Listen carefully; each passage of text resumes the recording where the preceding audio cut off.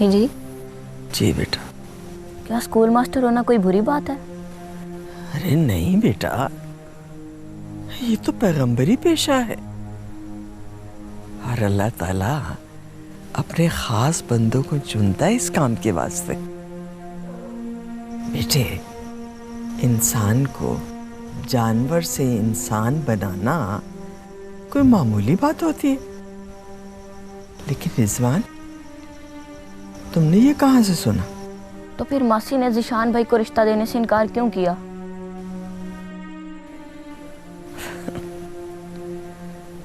अरे बेटा, हर बंदे की अपनी अपनी सोच होती है ना। अब ये रिश्ते तो मुकद्दर और किस्मत से बनते हैं, ये इंसानों के बस में नहीं होता। पर अम्मी जी, मैं स्कूल मास्टर नहीं बनूंगा। रिजवान, बुरी बात बेटा, ऐसा नहीं कहते। जिंदगी में वही कुछ होता है बेटा जो अल्लाह ताला ने मुकद्दर में लिख दिया है।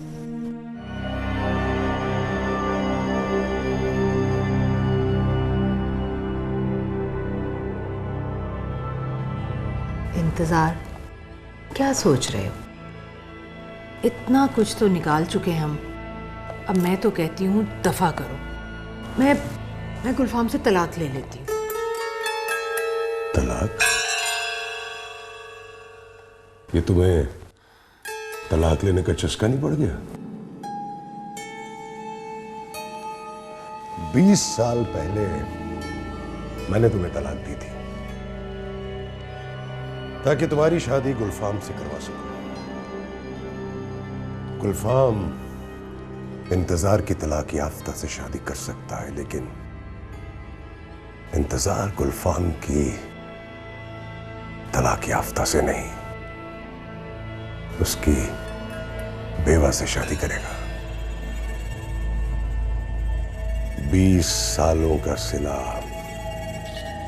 गुलफाम की सारी प्रॉपर्टी तो हो सकती है, लेकिन 2-4 करोड़ नहीं। अस्सलाम वालेकुम। वालेकुम सलाम। क्या हुआ माँ, आपकी तबीयत तो ठीक है? अरे नहीं नहीं बेटा, मैं बिल्कुल ठीक हूँ। बस ऐसे जरा टांगों में दर्द हो रही थी तो मैंने रिजवान से कहा मुझे दबा दो।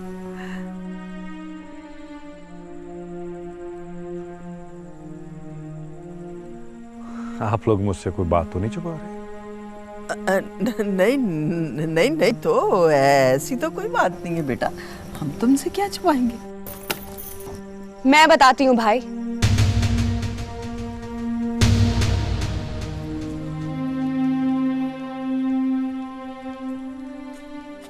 आज अम्मी और रिजवान आपका रिश्ता लेकर चांदनी के घर गए थे। मासी साहब और मौलवी साहब ने रिश्ता देने से इनकार कर दिया। और जानते हैं मासी साहबों ने क्या कहा? मैं चांदनी को जहर दे दूंगी, लेकिन एक स्कूल मास्टर से उसकी शादी नहीं करूंगी। हमारा तो इसमें परेशान होने की क्या बात है माँ? तुम जाओ भाई, रोटी दो, मुझे भूख लगी हुई है। जाओ। अच्छा भाई।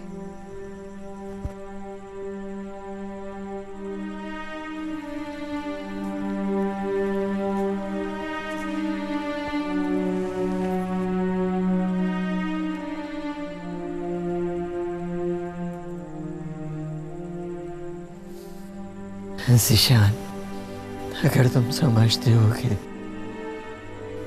तुम अपने अंदर की तोड़ फोड़ भूख के बहाने अपनी माँ से छुपा लोगे बेटा, तो ये तुम्हारी भूल है।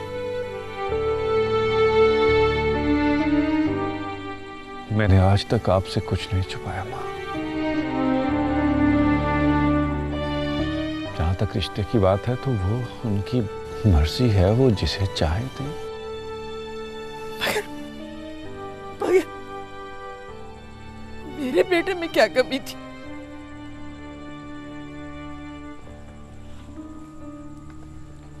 आप एक मां की नजर से देख रही हैं, जिन्होंने अपनी बेटी का रिश्ता देना होता है वो अपने हिसाब से देखते हैं मां। हर माँ बाप की ख्वाहिश होती है कि उनकी बेटी खाते पीते घर में जाए। एक स्कूल मास्टर को तो दुकानदार भी उधार देने से हिचकिचाता है। मेरी भोली माँ, उन्होंने तो बेटी का रिश्ता देना था। आप परेशान मत।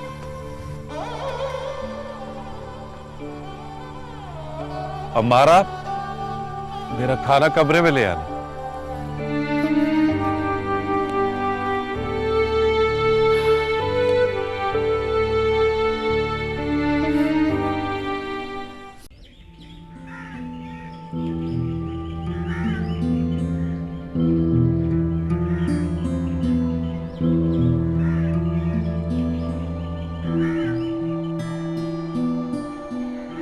मैं अपनी चांदनी को जहर दे दूंगी, किसी कुएं में धक्का दे दूंगी, लेकिन उसकी शादी किसी मौलवी या स्कूल मास्टर से हरगिज नहीं करूंगी।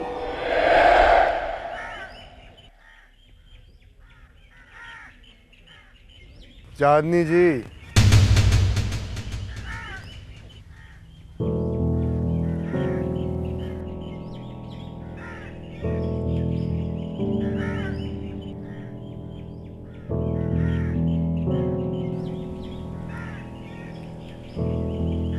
गुलाब के फूल पर खिज़ां और गुलाब जैसे मुखड़े पर उदासी अच्छी नहीं लगती।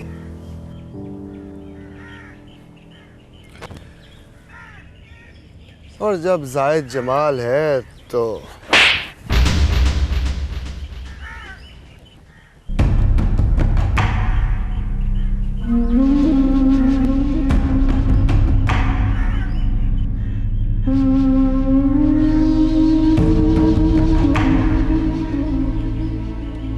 ना तुझे खामोशी की जबान समझ आई, ना चांदनी की।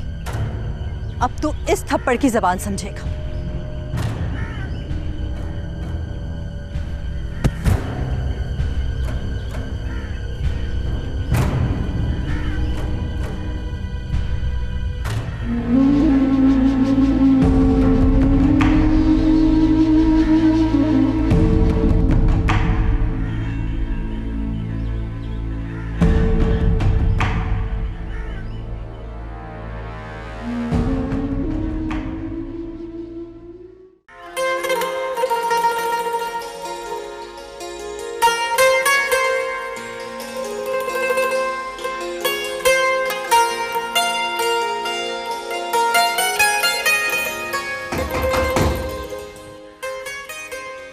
इस वक्त ज़ीशान, नहीं, वो नहीं हो सकते।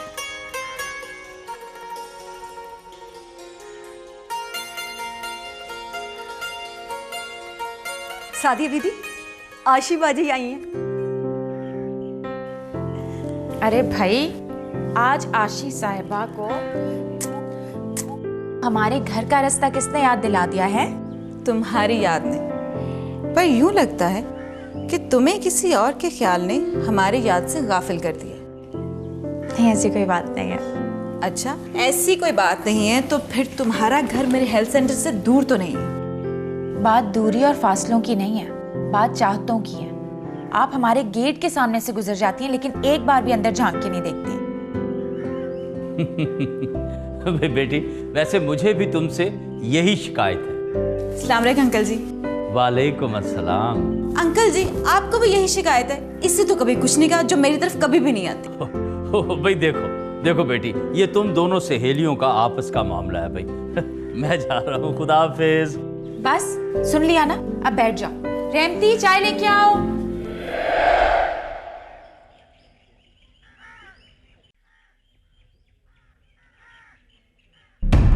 आज तक पूरी यूनियन काउंसिल में जाहिद जमाल की किसी ने बात नहीं मोड़ी। सबने हाँ में हाँ मिलाई है, और इस मौलवी की बच्ची ने मेरे मुंह पर थप्पड़ मार दिया। मैंने तो सोचा था चांदनी को चांद से चुराकर चुपके से अपने घर ले आऊंगा, मगर अब तुम्हारा थप्पड़ तुम्हें मेरे कदमों में बिखेरेगा, जैसे चांद की चांदनी सहराओं में बिखरती है। और मेरे घर में तुम्हारी वक़्त सर्दियों की चांदनी जितनी भी नहीं होगी।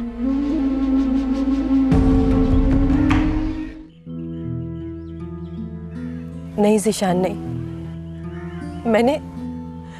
मैंने कभी तुम्हारे सिवा किसी के बारे में सोचा तक नहीं है। ये जरूरी तो नहीं है चांदनी कि इंसान जो सोचे उसे वही मिले।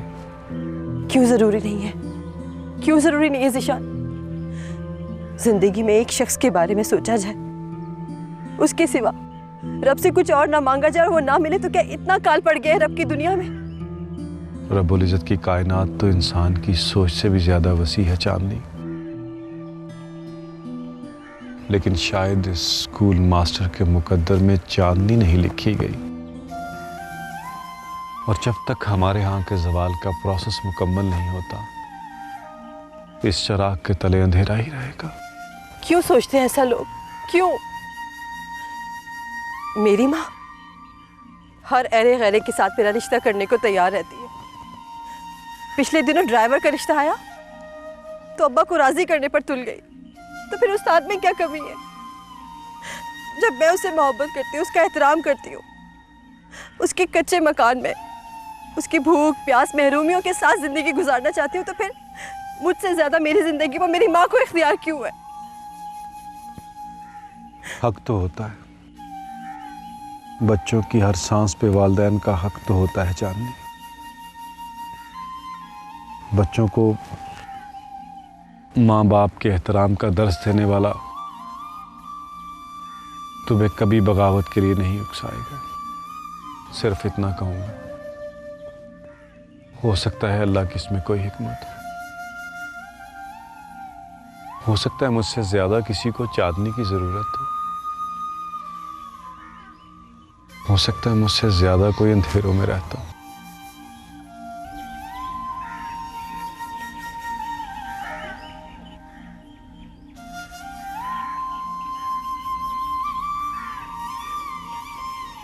बुझी हुई लालटेन ने किसी के अंधेरे क्या दूर करने हैं ज़ीशान?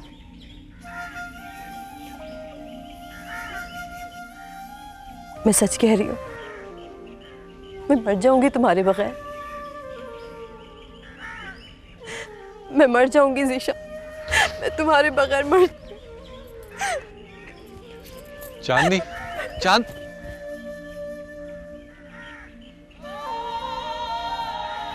जिंदा मैं अभी क्या रहूंगा तुम्हारे बगैर पगली। जिंदगी सिर्फ सांस के आने जाने का नाम तो नहीं।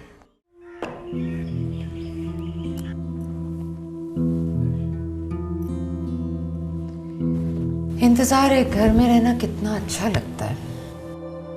एक शहर में रहना ज्यादा रोमांटिक होता है। मुझे तो आज भी अपनी जिंदगी कॉलेज का वो दौर लगती है जब हम कभी कभी मिल लिया करते थे। लेकिन ख्वाब तो इकट्ठे रहने के देखे थे। अब कौन सा जुदा हुए, अभी भी तो इकट्ठे ही रह रहे हैं। वो लोग भी तो हैं जो दौलत कमाने के चक्कर में अपनी नई नवेली दुल्हनों को छोड़कर साला साल के लिए मुल्क से बाहर चले जाते हैं, और हम तो तीसरे चौथे दिन मिल लेते हैं।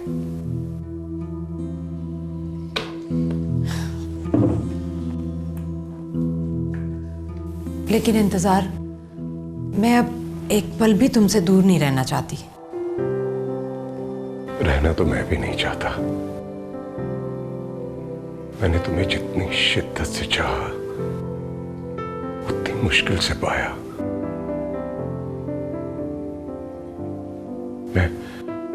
मैं तुमसे दूर नहीं रह सकता।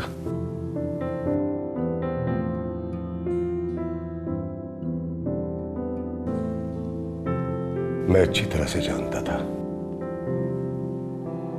कि मोहब्बतें शादी के पहले साल से क्यों मदम पड़ना शुरू हो जाती है।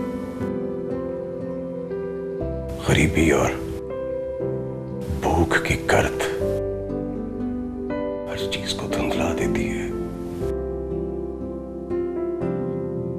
जब हमारी शादी हुई थी 1500 रुपए माहवार पे मैं मुलाजिम था।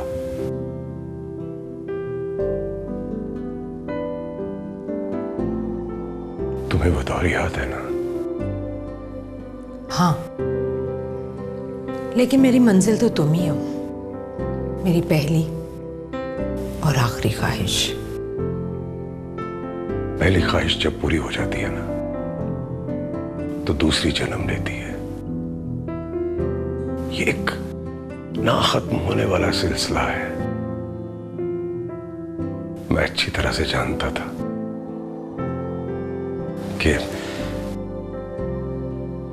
औरत का दिल बहुत छोटा और ख्वाब बहुत बड़े होते हैं। लेकिन इंतजार, अब तो हम गरीब नहीं रहे, एक ऐसे घर में इकट्ठे जिंदगी गुजार सकते हैं। महल से निकलकर झोंपड़ी में रहने का वादा दिलकश तो हो सकता है, लेकिन काबिले अमल नहीं। अक्सर मोहब्बत की शादियां इसलिए फ्लॉप नहीं होती कि मोहब्बतें खत्म हो जाती हैं, इसलिए होती हैं कि पैसे खत्म हो जाते हैं। जायद जमाल, ये गुलाम मोहम्मद साहब की बेटी का निकाह नामा है। 2 माह पहले शादी हुई थी, इस पर तस्दीक की मोहर लगा दो। लग जाएगी, कोई मसला नहीं। आज ही चाहिए। जायद जमाल, तुम्हें तो वो पता है ना कि हमारा जीपी फंड होता है। पता है उस्ताद जी, पता है, सब पता है मुझे। सारे सरकारी मुलाजमीन के लिए ये होता है। वो बच्ची की शादी के लिए गुलाम मोहम्मद साहब को 40-50 हज़ार रुपये मिल सकते। हाँ बेटा, इस पे तस्दीक की मोहर लगाकर नाज़म साहब से दस्तखत करवा दो। ठीक है, बस फीस 1500 रुपये होगी। 1500 रुपया? 2000 कर देते। खुदा का खौफ खाओ जायद जमाल, वो गुलाम मोहम्मद साहब मेरे भी उस्ताद हैं और तुम्हारे भी। वो कुछ तो रैत करो।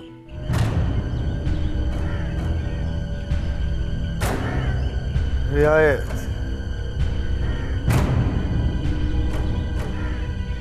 मैं यतीम बच्चा था, उस्ताद गुलाम मोहम्मद ने तो कभी फीस में रियायत नहीं की। हाड़ की धूप में इनकी भैंसों के लिए पट्ठे काट कर लाता था मैं। सारा दिन इनके घर के काम करता था, लेकिन फिर भी सबक याद ना करने पर मुझे 12-12 डंडे मारते थे। ये कितने? 12-12 डंडे। इन्होंने तो कभी रियायत नहीं की। ठीक है बेटा, ठीक है, कसूर तुम्हारा नहीं, मेरी तरबियत का है। मैं पैसों का इंतजाम करता हूँ। आओ फलक शेर, आओ।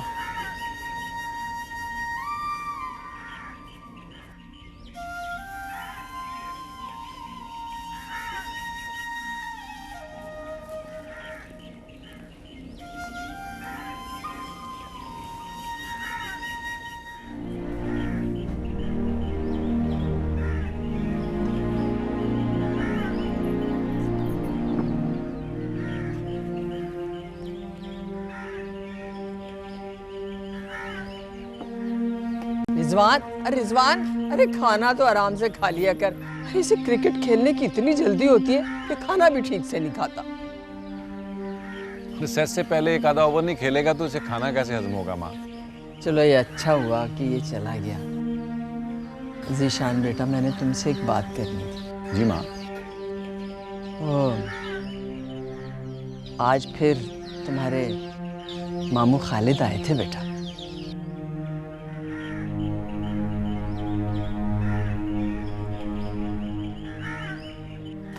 माँ, मैं तो पहले ही आपको अपनी राय दे चुका हूँ। अब आपका जो भी फैसला होगा मुझे मंजूर है। बेटा, मैं तो तुम्हारी शादी पहले करना चाहती हूँ और मैंने खालिद से भी यही कहा है। वो कह रहा था कि जमील और अमारा की मंगनी कर देते हैं पहले,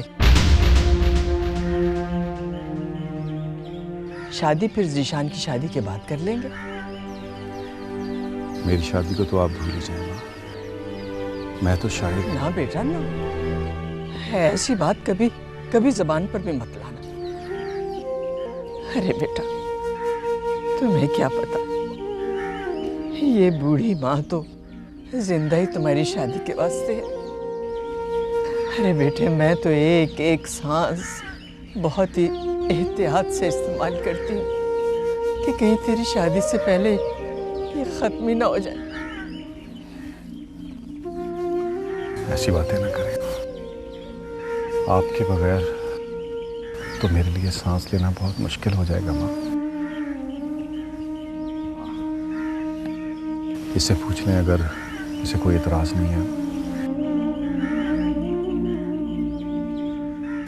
तो मेरी तरफ से हाँ ही समझेगा।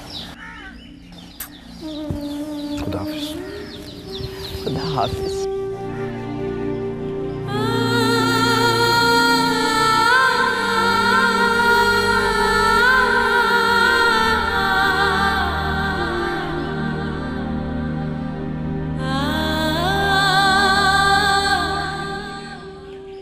ठीक कहती हो बोला तो, और वैसे भी हम तुम्हें इनकार तो कर ही नहीं सकते। बस यही मान लेकर मैं आई हूँ, वरना आज तक किसी ने किसी से इस तरह रिश्ता मांगा है? मैं अपने पुत्र की शादी वज गज के करूंगी, पूरा जिला देखेगा। और तेरी धी को हाथ का छाला बनाकर रखूंगी। बस अल्लाह तुम्हें खुश रखे। ले अब मैं चलती हूँ। अरे वलाद खुतून, चाय बन रही है। ना ना, अब तो रोज का आना जाना रहेगा, फिर पी लूंगी। अच्छा अच्छा। अरे ये क्या किया तुमने? बगैर सोचे समझे इतना बड़ा फैसला कर दिया। जहाँ सोचने की गुंजाइश ना हो वहाँ सोचना नहीं चाहिए। इससे अच्छा रिश्ता हमें और कहाँ से मिलता। और मेरी चांदनी सारी जिंदगी ऐश करेगी, ऐश। अरे जिस घर में हराम की कमाई आती हो वहां सुकून नहीं होता। ऐश क्या खाक करेगी। मौलवी साहब, सारी जिंदगी मैंने हलाल को भुगता है, कभी पेट भरकर रोटी नहीं खाई, बातें करता है। अब्बा जी, पर मैं जाहिद जमाल से शादी नहीं करूंगी अम्मा। ये क्या बकवास कर रही है तू? हाँ अम्मी जी, मैं सिकंदर को पसंद करती हूँ। हम दोनों शादी करना चाहते हैं। ये मुमकिन नहीं है, तुम्हारी सिकंदर से शादी कभी नहीं हो सकती। क्या प्लानिंग की है तुमने अपने फ्यूचर के बारे में? कुछ खास नहीं पापा। अरे ये तो बड़ी बुरी बात, बहुत ही बुरी बात। देखो जिंदगी बड़ी कीमती चीज है, इसके एक एक पल को प्रॉपर प्लानिंग के साथ गुजारना चाहिए, एक एक लम्हे को यूटिलाइज करना चाहिए। मैं तो कहता हूं कि शादी कर लो। शादी? हाँ, क्यों नहीं भाई। देखो जीवन साथी अगर जिंदगी में अच्छा आ जाए ना तो वो इंसान की जिंदगी को मुस्बत पहलुओं की तरफ मोड़ लेता है। पापा, शादी एक कड़वा घूंट है और फिर जल्दी क्या है, कर लेंगे। देखो बेटा, कुछ काम दूसरों की खुशी के लिए भी किए जाते हैं। हम तुम्हारी शादी करना चाहते हैं और फिर तुम हम दोनों की कुल कायनात हो। मैं और गुलफाम तुम्हारी वजह से बहुत फिक्रमंद रहते हैं। सॉरी, आपको मेरे लिए फिक्रमंद होने की कोई ज़रूरत नहीं, क्योंकि मैं किसी के लिए फिक्रमंद नहीं होता। जुनैद। सॉरी पापा, आई एम रियली सॉरी।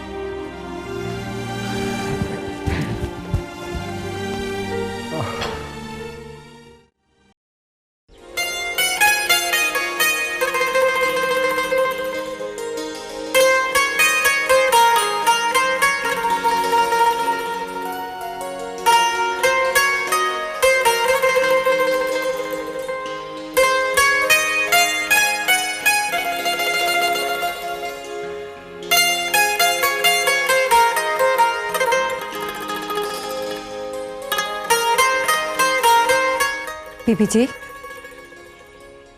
यूं कब तक बैठी मास्टर जीशान का इंतजार करेंगी? हवा से भी दरवाजा हिलता है तो आप समझती मास्टर जी आए हैं। यही तो मोहब्बत है पगली। मैं किसी के भी कदमों की आहट सुनती हूँ ना, तो मुझे ऐसा लगता है जैसे मेरा ज़िशान आ गया। बीबी जी, मैं तो कहती हूँ आप मोहब्बत में पहल कर ही दे। अगर मास्टर जी पे रहेंगी ना तो जवानी बुढ़ापे के दरवाजे पर दस्तक देने लगेगी। मगर मास्टर जी की जुबान पे मोहब्बत का लफ्ज नहीं आएगा, मैं आपको बता दूं। शायद तो ठीक कहती है रहमती। उस भोले भाले मास्टर को मेरे इशारों की ज़बान समझ में नहीं आती है। हालांकि जब वो मेरे सामने होता है ना, तो मेरा अंग अंग उससे मेरी मोहब्बत की चुगली खा रहा होता है। बीबी जी, सारा दिन बच्चों में रह रह के बंदा आप ही बच्चा हो जाता है। इन बेचारे मास्टरों की तो मत ही मारी जाती है। हमारे घर के साथ भी एक मास्टर रहता है, खाना खा के पूछता है आज क्या पकाया।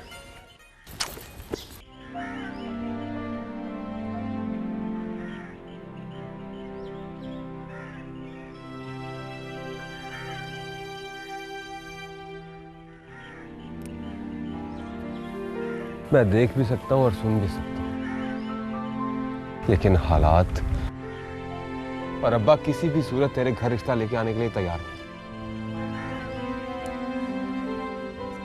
और मेरी अम्मी मेरी शादी मामूजाद से करना चाहती, वो भी भाई की शादी के बाद। हमारा मुझे तो मिलन के सारे रास्ते बंद नजर आ रहे। सिकंदर, अगर मेरे ख्वाब टूट गए तो मैं बिल्कुल टूट जाऊंगी। मैंने तुम्हारे साथ सारी जिंदगी किसी बड़े से शहर में गुजारने का ख्वाब देखा है। गांव में गुजरता एक एक पल मुझे ऐसा लगता है जैसे मेरी जिंदगी से निकाल कर जाया किया जा रहा है। मैं अपनी सारी जिंदगी मामू खालिद के घर उनकी हांडी रोटी करके गुजारना नहीं चाहती। उनकी भैंसों का गोबर उठाने के लिए मैं पैदा नहीं हुई। मैं मर जाऊंगी, मैं खुदकुशी कर लूंगी, लेकिन ऐसी जिंदगी से मैं मौत को तरजीह दूंगी। रो मत, मत रो। ये जो आंसू होते हैं ना, ये आंखों को धुंधला देते हैं, इंसान और उलझता चला जाता है। तू मुझे बता कि मैं तेरे लिए क्या कर सकता हूँ?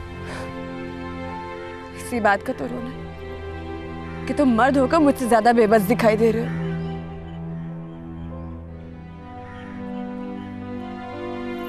तुम्हारी मोहब्बत में वो तड़प ही नहीं जो मैं समझती थी। मुझे नहीं मालूम था कि तुम लड़ने से पहले ही हार मान लोगे। मैं मायूस नहीं हूं हमारा, लेकिन जब सब दरवाजे बंद हो तो फिर इंसान क्या करे? इंसान में अगर हिम्मत हो तो वो कुछ भी कर सकता है। अगर दरवाजे बंद है तो दीवार भी तो फैलांगी जा सकती है।